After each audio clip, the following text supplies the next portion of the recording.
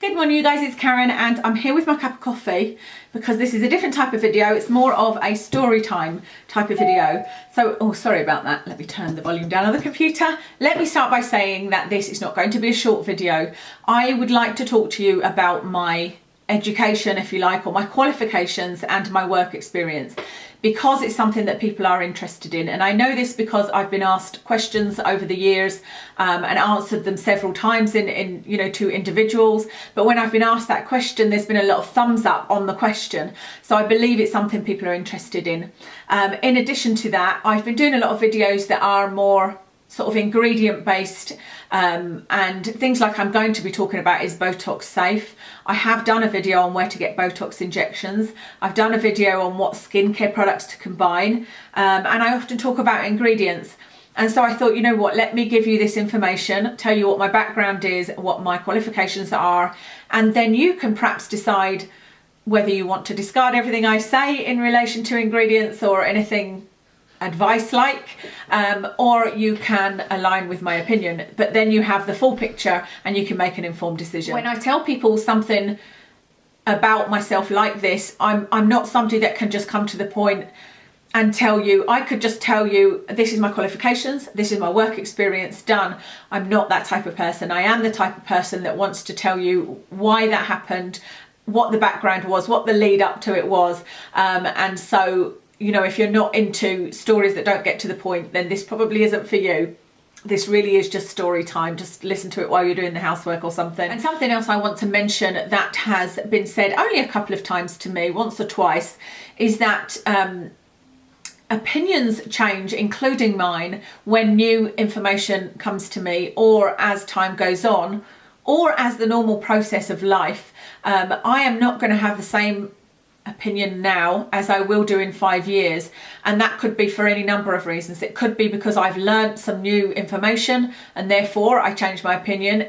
New information has come to light. It could be just my experience of life, it could be my skin, it could be just my likes and tastes have changed, and so some people have said, well, like I said, just perhaps there's one that I can remember, and I think there might have been a second person that said she felt I was giving contradictory information, but it seems to be a lot on YouTube that if you say something once, you are expected to have that opinion for eternity, and it doesn't really work like that. I can tell you, for example, that I go on about alcohol and fragrance now, and yet I was buying products with alcohol and fragrance in it as a #1 priority when I started on YouTube.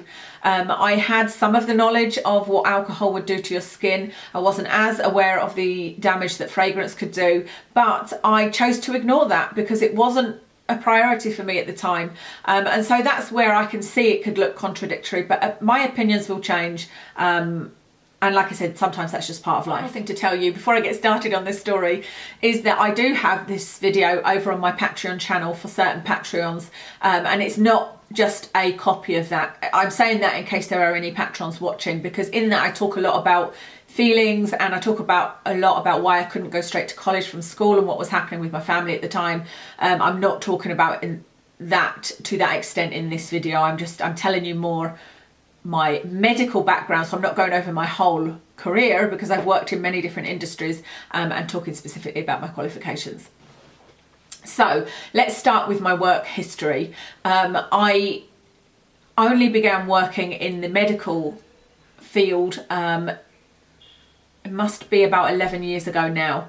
At the time I was working in a computer training company for an absolute a-hole of a boss, in an awful situation, hated my job, was extremely stressed, worked long hours. That was when I started actually getting ill. So yeah, it would have been, I was 33 when I started getting all of the symptoms of Ehlers-Danlos, and I got them all at once: headaches, knee problems, everything. And so I started retraining because I always used to say at that time, if I could have that type of job, as in I was managing people, managing a team, and an admin type manager within the medical industry, that might quench my thirst for all things medical, and I would like the environment I was in, I would like the work I was doing and be more motivated. So I thought I would retrain. So I had some things on my CV that were more appealing to the NHS or the medical industry. As it turned out, I ended up leaving that company and having a major health breakdown and was off work for nearly 4 months. But I had at that point I did a diploma in anatomy and physiology. I did a medical terminology course, I did a cancer course, and I did a drug development course. So none of them were major qualifications, but like I said, it was just to sort of beef up my CV and show that I had an interest if a job became available in the NHS. I started looking for a job when my health recovered to a certain extent, and I found a job. I was offered a job in radiology, and that's where my kind of career in NHS started. I was delighted to be offered the job. I had to take a very big salary drop from what I was on before, but I knew that I would have to get a foot in the door, if you like. And that was working with the role was a new role. There was nobody before me in that job, and it was to set up a system for managing research and for communicating between departments and making sure that all things were considered, basically. And so I'll give you an example of that, and of one of the things I came across that I was like, wow, I'm really working in this kind of hospital medical industry. I set up a database to record all of the studies and all of the approvals that we needed in the radiology department. And there was a cancer study. It was for some kind of gynecological cancer. I can't 100% remember which one it was. There were so many studies going on at the time. But I would be the person that they had needed for a long time in the department, that somebody from oncology, the cancer department, could come to me and say, we need your radiologist to do this for our study. They need this scan and that scan. And so they had come to me with this particular study, and they'd said, each patient will be having a scan of their abdomen and their pelvis, and probably chest, CT chest, abdomen, pelvis is what it was called. And so I would take that and present it to the radiologist and see if he was happy with everything in the study. I would send him the paperwork beforehand. We would meet once a week and discuss it. And there was a radiologist assigned, a different radiologist each week that you would meet with, and they were assigned to research going on in the department that week. So I met with this radiologist and told him about this study, and I said that these ladies have cancer, but they would like to do this study, and in order to see if the study's working, they will need to do a CT of their chest, abdomen, pelvis. The radiologist said he wasn't happy with that. He said this will affect their fertility. They're getting more radiation than I think is necessary. You need to go back to the oncologist and tell them that. So I would go back to the oncology department and tell them, no, you can't do the abdomen, you can do the pelvis, or you can't do the abdomen and pelvis, you can just do the chest. I can't remember what it was, but he wasn't happy with the amount of scans they were getting. And they didn't agree with that, because they said that these women have cancer, their fertility is already most likely gone. But then I went back to the radiologist, and he said they shouldn't be looking at it like that. And it was all completely an eye-opener to me, completely made me realise what industry I was in, and also made me realise what goes on in the background that patients aren't aware of. Because to me, I just kept thinking, well, surely it's for the patient to decide if they want to take the risk, and ultimately it is. But you know, these experts are there for a reason, so that when it gets to you, you don't have a gazillion decisions to make about every little part of a research study. So that was my first job, and as I started that, they then were putting me through further training courses on cancer and whatnot. And I must admit, I was there for a year, and at the end of that year I was starting to get a little bit antsy to get back up to the level I was at before. I was quite isolated in the job. I had my own office, but it was a little cupboard, and I shared it with a nurse. Now, was she a radiographer nurse? But there was x-rays in the room I was in. I was surrounded by x-rays of things, and somebody actually tried to show me things on the x-ray, and I was like, I can't see anything. It was really, really difficult. Anyway, so I was quite isolated. Although I went to see these people, I didn't feel like part of a team, because I didn't work with radiology. They were on a different floor, and so I only occasionally saw them. So anyway, I was working closely with the research and development department, because we had to get approvals for our studies. So any studies we had going on in radiology, or any studies that had come from oncology and wanted radiology support, needed approval from the research and development department. And the director of the department at the time was a world-renowned virologist, actually. And she asked to meet with me, and of course I was gobsmacked and terrified because she was just so well known. And I just thought, what on earth does this lady, she was a lady, she'd gone way past professor and was a lady, and what on earth does she want to see little old me for, you know?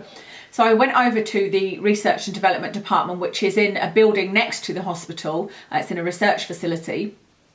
And she told me that she had heard that I had an excellent reputation, and she wanted me, she was basically headhunting me. She wanted me to apply for a job that was coming up in research and development. It was actually 2 bands above what I was on, which was fantastic news, because the sort of unofficial rules, or maybe the official rules, are that you can only apply 1 band above your job. Generally, if you applied 2 bands, it was less likely you would get the job because you weren't really supposed to jump 2 bands. And so I thought the fact that she was telling me to apply for this job meant I was in with a pretty good chance. And so I applied for it, and I nearly didn't go for it because I had to give a presentation, and I was terrified, and I felt sick for a week before it, and yeah, it was a difficult time, but I got the job. I got the job despite the fact that I do not have a degree, and I didn't have a degree at that time, and they were advertising for degree or equivalent experience. Apparently everybody else that interviewed did have a degree, but that 3 of the 4 people that interviewed me, I had a panel interview, were unanimous in wanting to employ me, and only one of them had an issue that I didn't have a medical degree or a degree in science. And so I started that job, and that is the job that I then did for 8 years, I think, that I just left last year, the year before. 2017, yeah, 2015, I took voluntary redundancy. Now, I wasn't happy at taking voluntary redundancy, but the job was dissolved and had kind of, some of it had moved up, some of it had moved down. There was a lack of funding. The department didn't get enough funding to continue with all the positions, and there was about 7 people that lost their jobs. But that job was really enjoyable, really interesting. Every year I got more responsibility, and every year it became more interesting. And at one point I remember thinking, I can't believe I'm being paid to do this job, because my job was to sit and read through research, whether that was cancer research, mental health research, dermatology research, just any kind of research you can imagine that was going on within our region. I had to review it, to read through it and give my initial thoughts on the study, on the scientific value of the study, and of any legalities and whether it followed the regulations. So I had to know what all of the regulations are. I actually did a course on the research governance regulations before I went for my interview. So a researcher or a professor or a surgeon or whoever would contact me and say, I have an idea for a research project, I've done my paperwork to a certain stage, can we meet? I would meet with them, go through all of their paperwork, look through, for example, the patient information sheet and say, you can't do this. What would I say you couldn't do? So you can't, if say in their protocol, which was the massive document detailing exactly what they were testing, if they had said they were testing for DNA, but in the patient information sheet they hadn't mentioned DNA, I would say to them, you'll need to add in DNA because you have to tell the patient about it. Things like that. I absolutely loved my job. Now, a couple of years into that job, there was an MHRA inspection, which is the governing body for drug trials. And it was a really big deal having one of these inspections, and it was a 3-day event. You treated them like VIPs, you treated the inspectors like VIPs. They got fruit platters and all sorts. Everybody had to be there. You weren't allowed any holidays, any annual leave at that time. We got sort of coaching sessions before it happened as to what to say in the interviews or in the little sessions with them. You had to give them files that had to have a checking in and out process. It was really tough because they can literally close down your whole department if they find that you're not following the rules or the regulations for drug studies.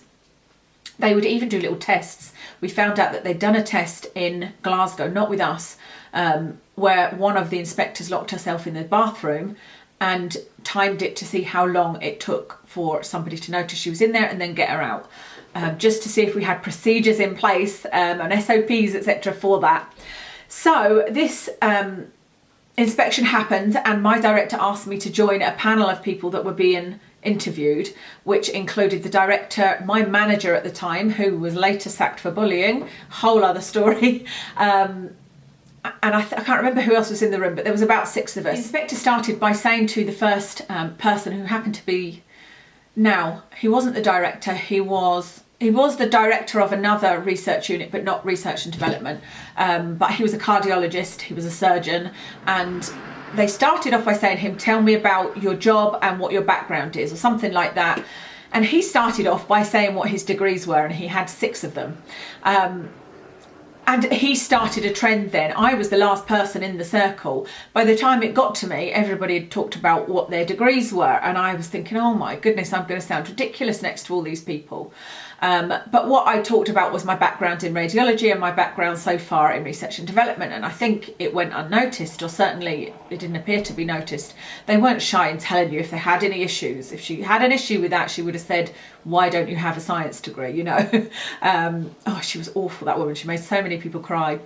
So that was done and dusted. And later on, I was having a bit of a weep in my office because I felt ridiculous because I didn't have this degree. And I had definitely had a chip on my shoulder about not having a degree, which kind of happened when I got to Scotland, because I feel like there's more pressure put on, there's more respect given for having a degree. There's more of a requirement to have a degree in Scotland.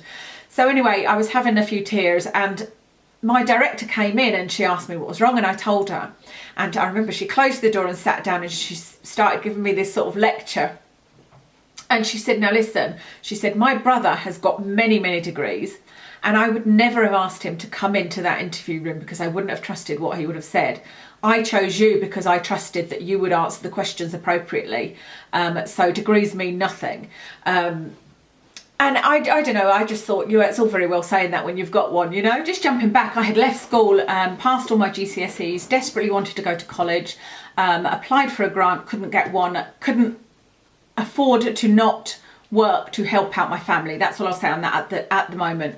But anyway, I didn't. So the highest I'd got is a GCSE. And throughout my life, I have done many courses, evening classes. I've done one in psychology. I've got a HNC in financial accounting, I think it's called, in statistics. I've done many exams and courses over the course of my life because I've always been interested in learning. Apologies. It's something my dad would always tell people. He always used to say, she's like a sponge, anything that's learning. That's what I enjoy, and even now I enjoy it, which is why I like doing all the videos where I have to research, because I love finding out information and, you know, bringing it together. So I sort of told, I nearly said her name there, but the director at the time about this, and she was so good. She made me feel so much better. And then she said, you know what? If you do feel that bad about it, then do it. She said, why not do it? She said, I'd already done part of the certificate in health sciences. And she said, why don't you do a BSc in health sciences? She said, I will give you time off work and I will part fund it. So that was just amazing, absolutely amazing. So I started my BSc in health sciences, and I did that for a few years. I remember it fell at a time where I had my knee operation, because I'd found out about all my conditions, and it was great being in the medical industry as well. And I had a knee operation, and so I was at home for a couple of months, and I was able to do some of the study then. Actually, it was a bit of a double-edged sword, because I started my chemistry bit and I didn't have anybody to ask, whereas I actually worked in an office with biochemists, and asking on email or whatever is not the same, you know, as going up to somebody and asking them. Anyway, I started it. I completed my HNC in healthcare. I completed my HND in healthcare, and then we got a new director. The director left. Bless her, we were all devastated when she left. We got a new director. And I was told I could no longer get any time. I was getting a day a fortnight, one day a fortnight. Every other Monday I was off.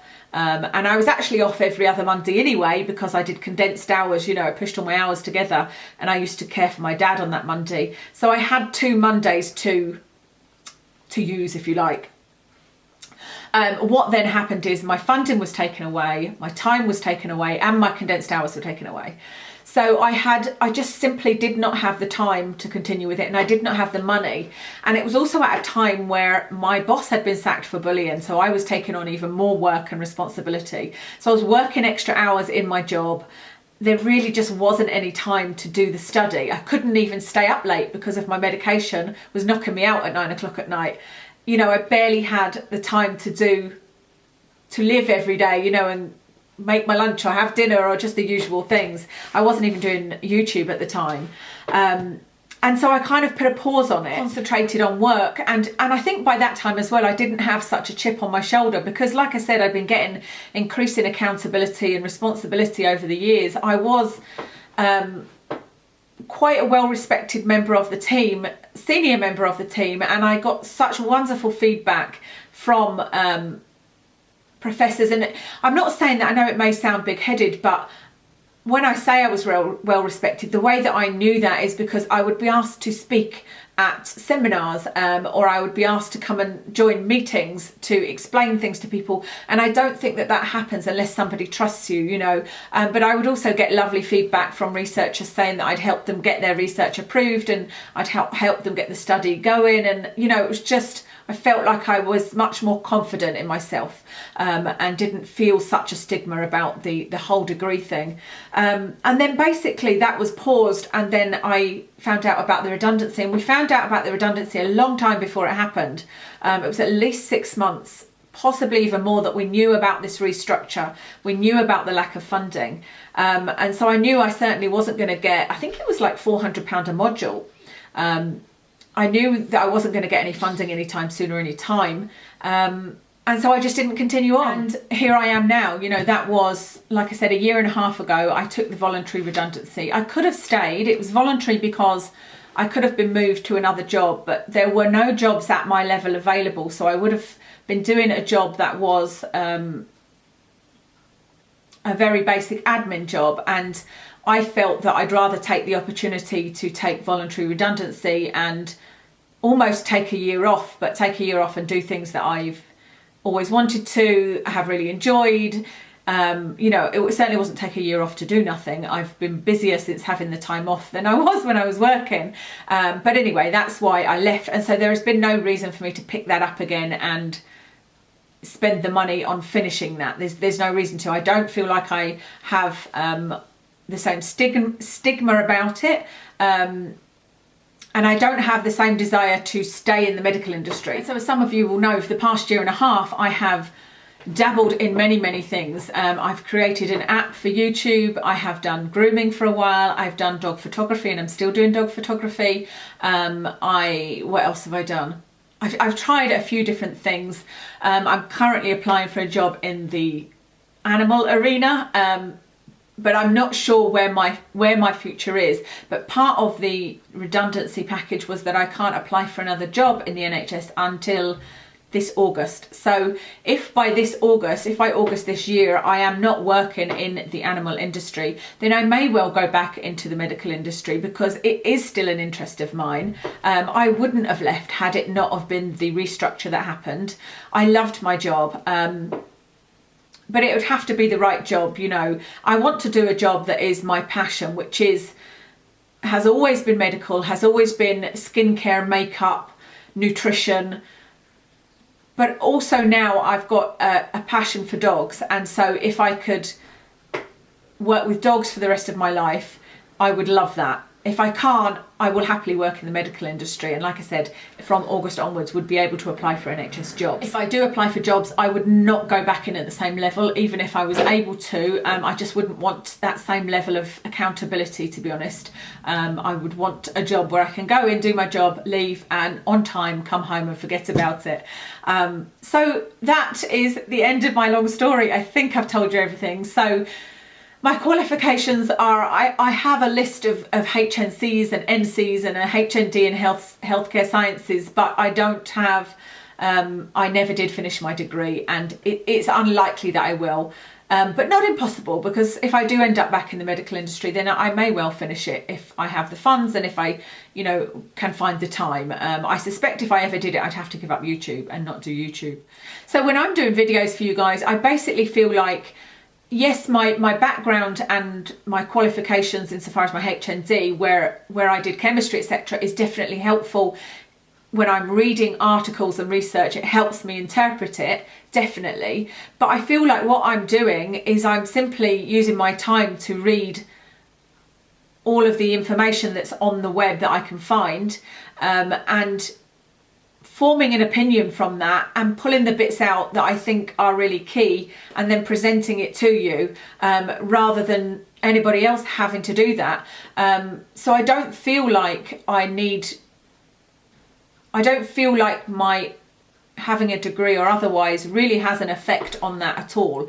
It's down to my ability to relay to you the data that is out there in a more not watered down, what's the word, to summarize the information that's out there.